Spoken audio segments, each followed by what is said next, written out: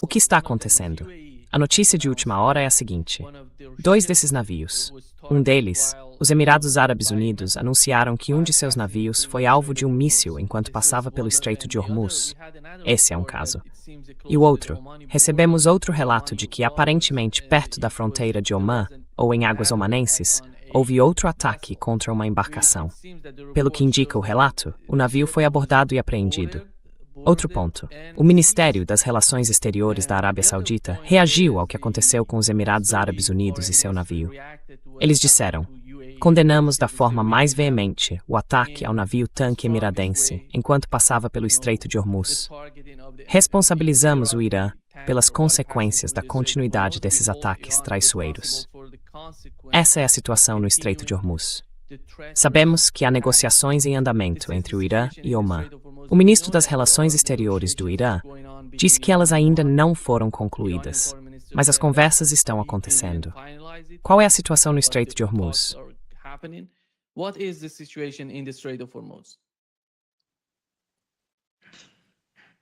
Saudi Arabia's statement is A declaração da Arábia Saudita é basicamente uma demonstração de desespero, porque eles estão tentando mobilizar grupos aliados e mercenários contra as forças armadas do Iêmen e o Ansarullah. E claro, a Arábia Saudita e os Emirados têm relações muito ruins. A Arábia Saudita está tentando incentivar os Emirados a se unirem a eles, mas isso não traria nenhuma mudança real e não lhes daria vantagem contra o Iêmen. As forças armadas do Iêmen hoje estão muito mais bem equipadas do que antes e já derrotaram os sauditas. Elas derrotaram as forças conjuntas sauditas e emiradenses, com todas as suas milícias, numa época em que os dois países estavam em situação muito melhor e eram mais fortes do que são hoje.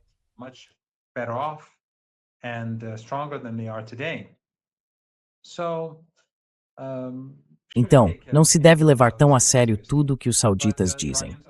Mas os iranianos estão impondo suas regras sobre o Estreito de Hormuz. Esses países participaram da guerra contra o Irã. Ouvimos pessoas ligadas aos sauditas, aos emiradenses, ligadas ao dinheiro do petróleo e do gás do Golfo Pérsico, estejam elas nesses países ou em outros países da região, reclamarem do Irã por atacar os regimes árabes inocentes, as ditaduras familiares árabes. Quando os americanos atacam o Irã, eles atacam esses regimes. E claro, é mais do que evidente que todas essas entidades contribuíram para a guerra, contribuíram para o assassinato de iranianos.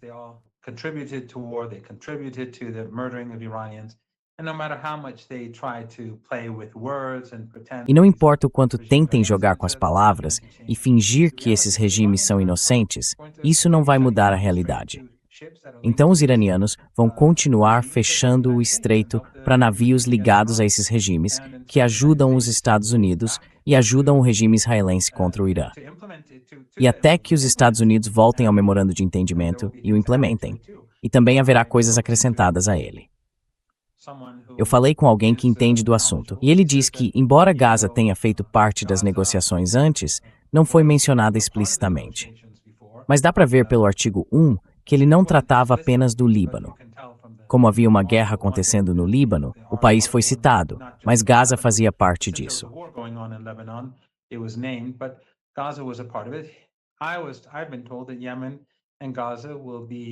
Disseram-me que o Iêmen e Gaza serão questões que os iranianos vão exigir que sejam colocadas à mesa e negociadas com os Estados Unidos, e que haja uma mudança séria em relação à situação, isto é, na Palestina ocupada, mas também no Iêmen.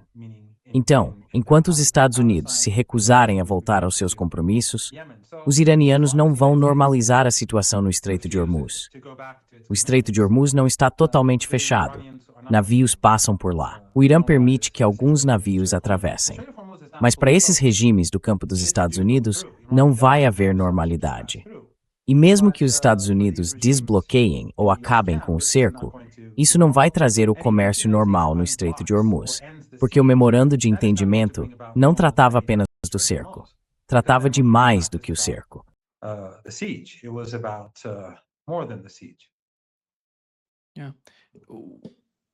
What is your understanding of Qual é o seu entendimento da situação?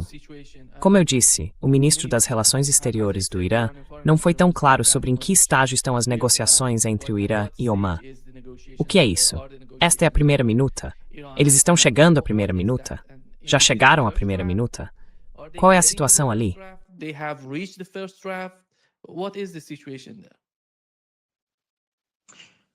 Well, Oman is under a lot of pressure from the United States.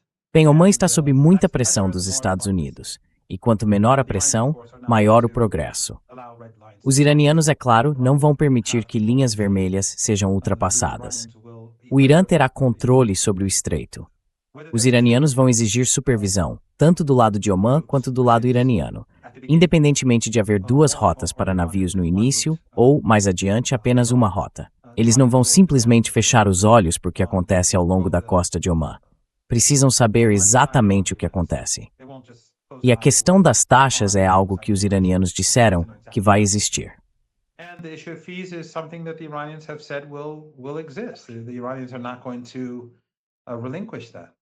Os iranianos não vão abrir mão disso. Então, se os americanos continuarem pressionando Omã, o acordo vai atrasar. Se os americanos recuarem, poderemos ter um acordo.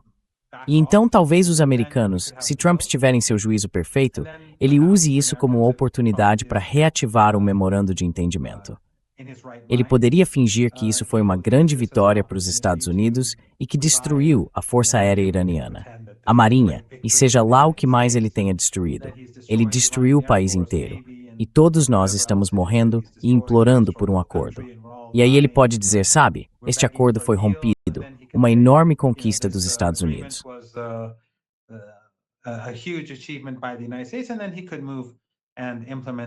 E então, ele poderia avançar e implementar o memorando de entendimento e dizer, bem, estamos implementando o memorando porque destruímos o Irã e alcançamos todos os nossos objetivos. E claro, a turma do MAGA, sendo um bando de focas, vai simplesmente bater palmas. Assim como quando Netanyahu vai ao Congresso, e os deputados, as deputadas e os senadores, todos eles batem palmas como focas. E a turma do MAGA vai aplaudir. Quero dizer, Trump também gosta de focas. Ele consegue fazer isso com seus seguidores de culto. Mas se ele pode fazer isso, se o lobby sionista vai permitir que ele faça isso, se o regime israelense vai permitir que ele faça isso, essa é a grande questão. O racional neste momento para os Estados Unidos é pôr fim a isso. Eles perderam a guerra.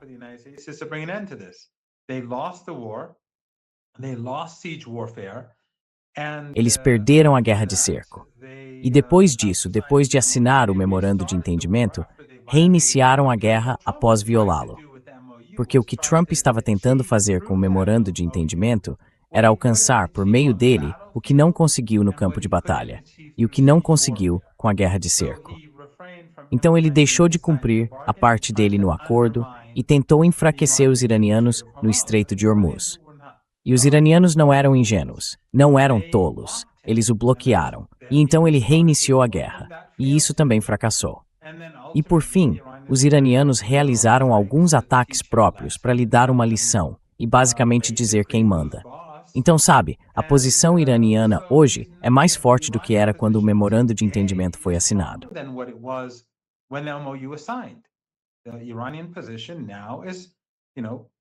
A posição do Irã agora está mais forte. E é por isso que os iranianos, se os Estados Unidos algum dia tiverem bom senso suficiente para voltar ao memorando de entendimento, vão exigir mais do que exigiam antes. E isso vai significar uma pressão maior sobre Gaza e sobre o Iêmen. Lembrem-se, um dos problemas que o Irã tinha em relação a Gaza era que os americanos diziam, nós já temos um acordo. E então todos os países da região, esses regimes árabes do Golfo Pérsico, o Egito, a Turquia e, para além da região, o Paquistão, todos esses governos foram com Trump ao Egito. Eles assinaram aquele documento terrível, encobriram os crimes de Trump e impuseram na prática um acordo que não era bom para os palestinos em Gaza.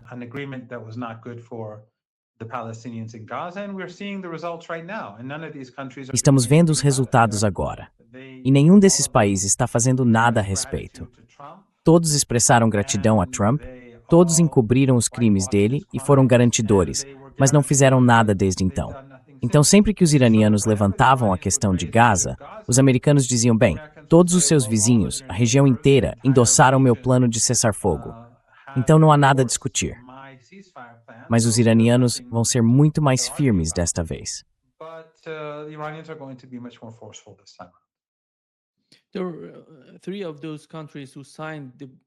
Há 3 daqueles países que assinaram aquele cessar-fogo entre Israel e Palestina, a saber, Turquia, Egito e Paquistão.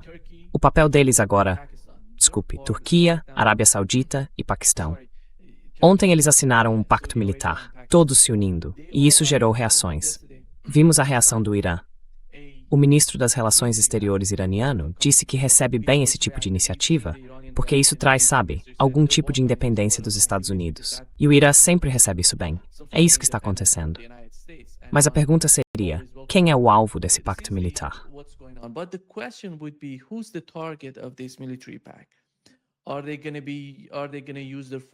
Eles vão usar as forças contra o Iêmen? Vão continuar com o cerco ao Iêmen? Vão? Sabe, neste momento, por enquanto, não vemos nenhum tipo de ataque israelense à Arábia Saudita. Ou talvez a preocupação de longo prazo faça parte disso, porque precisamos entender que o ataque a Doha, na minha opinião, mudou totalmente a mentalidade dos países do Conselho de Cooperação do Golfo.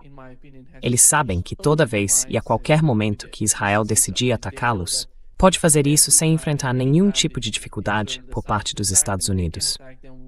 Qual é o seu entendimento sobre o novo pacto militar?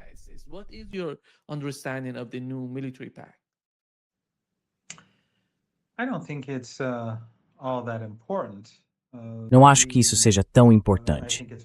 Acho que é direcionado, principalmente, é claro, ao Iêmen, ao Ansarullah e às forças armadas iemenitas, não a Israel, ao regime israelense. Quero dizer, algumas pessoas na Turquia às vezes ficam chateadas comigo, ou algumas pessoas no Paquistão, especialmente as próximas ao governo atual, ficam chateadas comigo quando digo isso. O que estou dizendo não tem nada a ver com o povo do Paquistão ou com o povo da Turquia que apoia a causa palestina. E o povo da Arábia Saudita também apoia a causa palestina. Mas a realidade é que esses governos, os governos, não fizeram nada pelos palestinos durante esses 3 anos de genocídio. Quero dizer, a Turquia continuou fazendo negócios com o regime israelense e continua fazendo isso neste exato momento.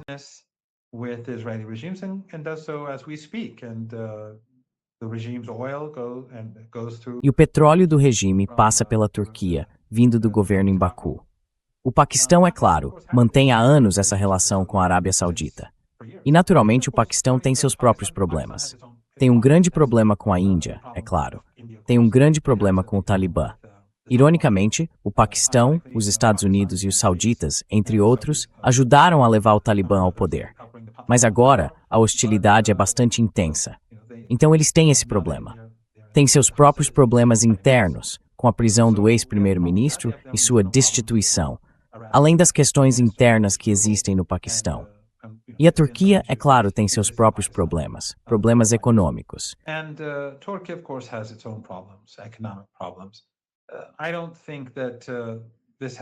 Não acho que isso tenha nada a ver com Israel. Tem mais a ver com o Iêmen. Mas o que eles vão fazer contra o Iêmen? O Iêmen pode destruir, quando quiser, infraestruturas críticas da Arábia Saudita. E a Arábia Saudita não tem mais nada. Então o que eles vão fazer? O que podem fazer ao Iêmen que os americanos não conseguiram fazer? Eles querem invadir o Iêmen. Não podem fazer isso. E a situação econômica global, a própria situação econômica deles, não está tão boa. E claro, as populações deles sabem que foi o Iêmen que se levantou em defesa do povo de Gaza, não eles. Foi o Iêmen que foi atacado pelos Estados Unidos por causa do seu apoio a Gaza, não eles. E então as pessoas nesses países não vão, quero dizer, esqueçam os comentários na internet.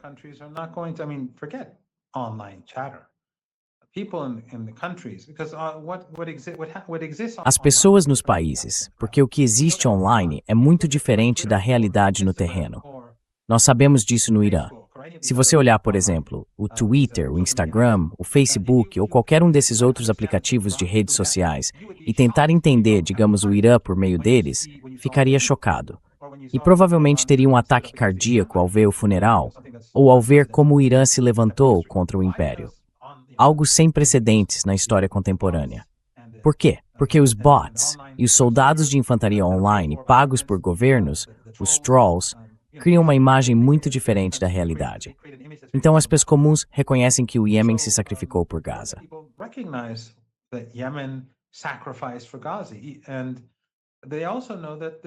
E eles também sabem que a Arábia Saudita, com a ajuda de todos esses países da região, exceto o Irã, travou anos de guerra genocida contra o Iêmen e fracassou.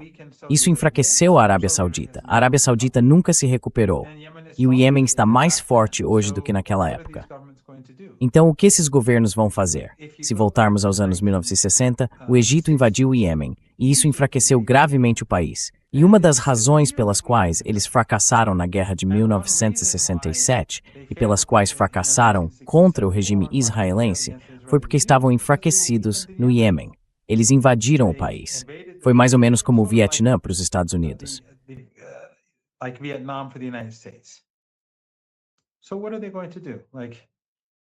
Então, o que eles vão fazer? O Paquistão, claro, como eu disse, tem essa relação antiga com o Iêmen. Já a Turquia, eu não a vejo fazendo nada. Não vejo nenhuma ação direcionada contra o regime israelense. E mais uma vez, algumas pessoas muito próximas do governo paquistanês ou das Forças Armadas ficam incomodadas com isso. Há uma diferença entre o comportamento do Estado e a opinião popular. Se você perguntar às pessoas em toda a Turquia, elas são favoráveis ao transporte de petróleo para Israel? Tenho quase certeza de que mais de 90% responderiam que não. Mas o governo continua fazendo isso. Portanto, isso não reflete a opinião popular.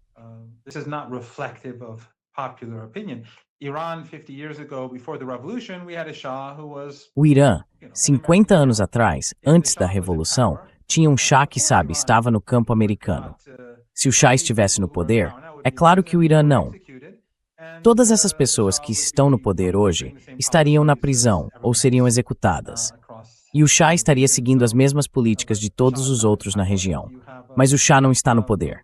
Houve uma revolução, e a República Islâmica do Irã é um Estado que, em princípio, apoia o povo palestino e está disposto a apoiá-lo ativamente, em vez de apenas por meio de palavras. Então não acho que alguém deva se ofender com isso. É apenas uma realidade.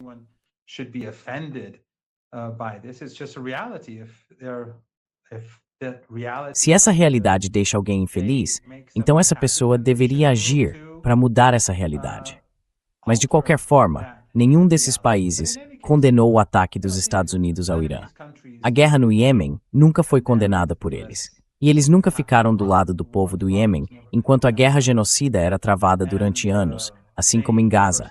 Eles deixaram o Iêmen passar fome, massacraram centenas de milhares de pessoas, bombardearam escolas, casamentos, funerais, fizeram a mesma coisa que os israelenses fizeram em Gaza.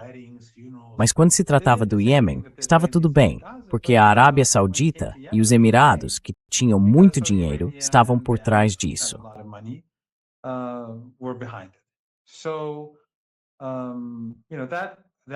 Então, a guerra no Iêmen fracassou. E o único caminho para a Arábia Saudita é deixar de ser a base aérea dos Estados Unidos e aprender a conviver com o povo do Iêmen, aprender a conviver com o povo do Irã, aprender a conviver com o povo do, Iraque e de qualquer outro lugar. E o que fizeram com a Síria? O que esses regimes fizeram? Todos esses países trabalharam por tantos anos e ajudaram a destruir a Síria como parte desse projeto dos Estados Unidos, o Timber Sycamore. Nisso, em colaboração com o Império, os israelenses, os americanos, os europeus, o governo turco, a Jordânia. Mas depois que ela caiu, a situação dentro da Síria hoje é pior do que era naquela época.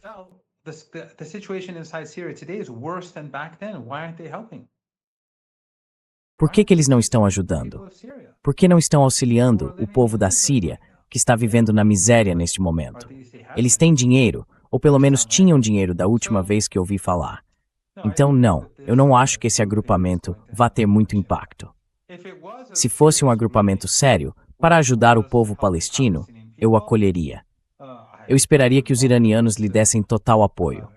Eu já lhe disse antes, se a Síria, esqueça esses 3 países, se a Síria decidisse que quer retomar seu território do regime israelense, o primeiro país a apoiá-la seria o Irã. E quando digo os sírios, alguns sírios ficam irritados comigo. Acho que talvez eu tenha lhe dito isso uma vez, antes ou depois de um programa. Talvez eu tenha dito no seu programa. Alguns sírios disseram, quer dizer que vocês ajudariam a Al-Qaeda? Some Syrians said, "You mean you'd help Al Qaeda?"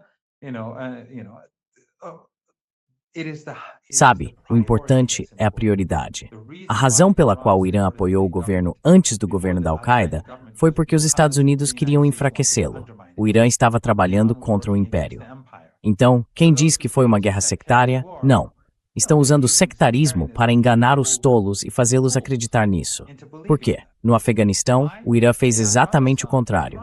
E os falantes de persa, os tajiques, os uzbeques, a comunidade xiita, muitos deles ficaram irritados com o Irã, porque o Irã estava ajudando o Talibã a se livrar da ocupação dos Estados Unidos.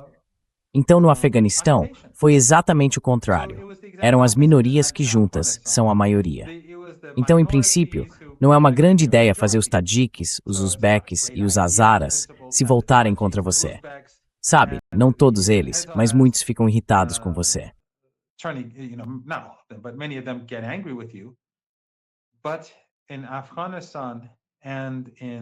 Mas no Afeganistão e na Síria, o objetivo era o mesmo. Então, se o governo sírio hoje decidir se voltar contra o império, não tenho dúvida de que o Irã e o Hezbollah o apoiariam amanhã. Independentemente disso, desagradar as pessoas que se opunham a esse governo ou que se opõem a ele. Para o Irã, o império é a raiz dos problemas. É a raiz dos problemas nesta região. E se o império sair, muitos dos problemas vão deixar de existir gradualmente ou se tornar mínimos. Mas, quando há um império, eles vão manipular constantemente. Vão colocar as pessoas umas contra as outras, os países uns contra os outros, os grupos uns contra os outros. E claro, a região será o que tem sido há muito tempo.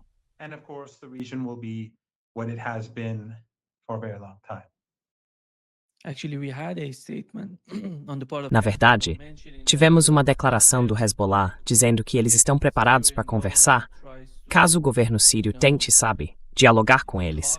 Estão abertos a conversar com o governo na Síria para resolver as questões, tanto as internas quanto as regionais. Acho que esse foi um dos principais sinais, como você mencionou, das prioridades do Hezbollah na região também.